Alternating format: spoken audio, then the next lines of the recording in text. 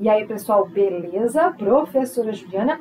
E no vídeo de hoje nós vamos falar sobre um sistema hormonal muito importante, muito cobrado nos vestibulares, e é um resumão para você entender o que ele faz, que é o sistema renina, angiotensina, aldosterona. Você já estudou? Ainda não? Então cola aí para você poder entender.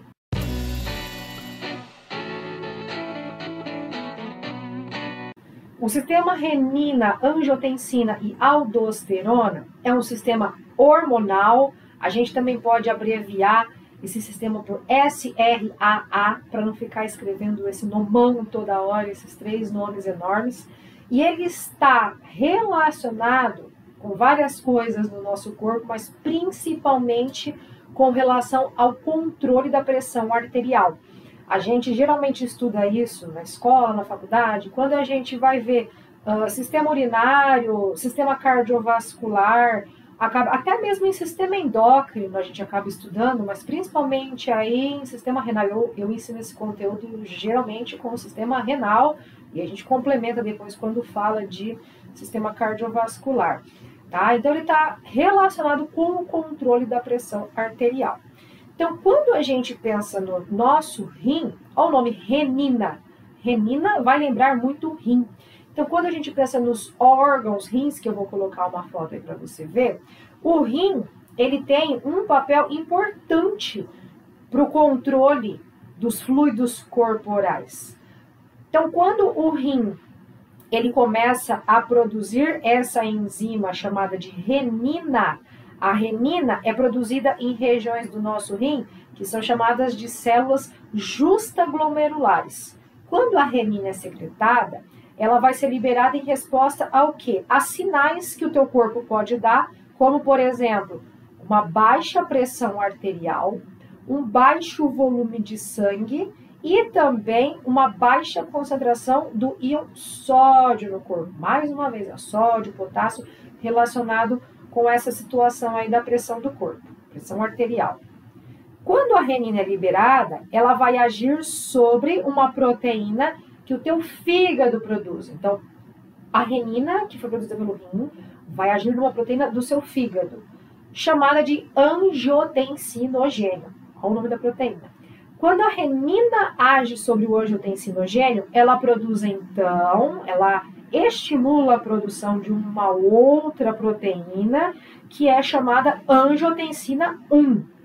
A angiotensina 1 é uma proteína que vai ser convertida agora em angiotensina 2, certo? Vejam que é uma cascata de reações químicas.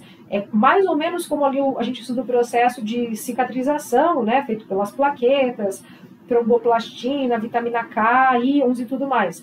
É a mesma coisa. O nosso corpo ele vai fazendo essa cascata de reações químicas para poder fazer esse processo. Então, recapitulando, a renina estimulou o angiotensinogênio, que produziu a angiotensina 1 e agora se transformou em angiotensina 2. Mas qual que é o estímulo para a gente produzir a angiotensina 2? Uma outra enzima que tem a sua sigla, né, denominada de ECA. O que é a ECA? É a enzima convertedora de angiotensina. Então, a ECA transforma a angiotensina 1 em angiotensina 2, principalmente nos nossos pulmões. Então, quando a angiotensina 2 está sendo produzida, né, o nosso corpo começa a secretar essa proteína, ela tem uma super função de vasoconstritor. Então, ela vai fazer uma vasoconstrição. Quando a gente faz essa vasoconstrição, o vaso tem uma certa dificuldade, vamos dizer assim, para a circulação de sangue, e aquela pressão que estava baixa, aquele volume que estava baixo, ele se torna um pouquinho mais alto. Imagina como se fosse, por exemplo, uma mangueira. Você tem uma mangueira soltando água no jardim e de repente você aperta um pouquinho ali e aquilo causa uma determinada pressão e aquela mangueira sai com um esguicho. É mais ou menos isso, né, numa analogia que acontece no seu corpo com essa cascata de reações químicas. A gente tem um fluxo ali que está trazendo uma baixa pressão, está exercendo pouca força no sentido de fazer essa circulação do sangue, e isso, em determinadas quantidades, pode se tornar prejudicial, e por isso existe essa regulação. Não para transformar o teu sangue e a tua circulação numa pressão alta, mas para regular a pressão sanguínea naquele momento. E além de contrair os vasos, de aumentar a resistência da passagem sanguínea nesses vasos, melhorando aí a situação da pressão arterial, a angiotensina 2 também estimula a liberação de aldosterona pelas glândulas suprarrenais. A aldosterona é um hormônio esteroide produzido pelas glândulas suprarrenais. E ela vai fazer o que nos nossos rins? Ela vai principalmente atuar promovendo a reabsorção de sódio e água. Então, isso não vai ser excretado naquele momento pelo sistema renal. Ela vai reabsorver sódio e água e também vai fazer a excreção de potássio. Isso vai levar, então, a um aumento no volume de sangue e na pressão arterial, uma vez que nós já sabemos que o sódio retido, ele atrai água, aumentando então a sobrecarga de fluidos. É como se o sódio puxasse a molécula de água ali para perto e acaba fazendo com que a circulação melhore. Tem até aquele ditado que diz assim que tá com a pressão baixa, bota sal na língua, né? Só que não é um efeito momentâneo, tá? Para você controlar uma pressão baixa, só a questão do sal embaixo da língua ali não resolve, ok?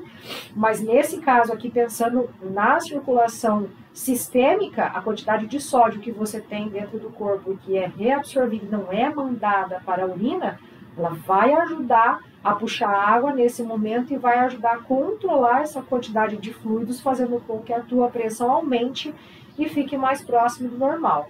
Então, em resumo, esse sistema RAA, sistema renina, angiotensina, aldosterona, ele é importante para a regulação da pressão e do equilíbrio de fluidos dentro do nosso corpo, porque ele vai ajudar a manter uma pressão arterial adequada, nem alta nem baixa, e também vai regular a quantidade de líquidos que nós temos no nosso corpo, para que a pessoa também não acabe ficando edemaciada e inchada. E claro, para que esse sistema funcione de forma correta e adequada, nós precisamos ter uma ingesta de água adequada por dia, para que o nosso rim consiga trabalhar da forma mais eficiente possível, e precisamos também ter uma alimentação adequada, rica em nutrientes, com uma concentração adequada de sódio, potássio, todos esses íons que fazem parte desse processo, certo? Se você está tomando bastante água e mesmo assim está ficando muito inchado, ou está sentindo que tem alguma coisa de errado com a sua alimentação, ou mesmo quando os seus exames de sangue tiverem alterações referente a esses determinados íons, você deve procurar o seu médico. E aí você, com o seu médico, vai poder entender ou resolver, né, as situações relacionadas a esses problemas, principalmente urologista, cardiologista, até o endócrino, que cuida da parte hormonal, é que podem te ajudar com relação a esses problemas de pressão arterial, da quantidade de xixi que você tem feito, infecção urinária e tudo mais, certo? É um sistema muito importante, é um sistema muito cobrado nos vestibulares e nas provas da faculdade, para quem estuda cursos ligados à ciência da saúde. Eu espero que você tenha gostado desse vídeo, entendido um pouquinho a importância de você ter níveis de água e de sódio balanceados no seu corpo. Curta, comente, compartilhe com alguém que está estudando esse conteúdo, porque você já sabe, né? Biologia não é só para você passar no seu vestibular, para você ficar com a pressão alta, ter que ir para o seu médico fazer um monte de exames. Não só. Biologia é para a sua vida.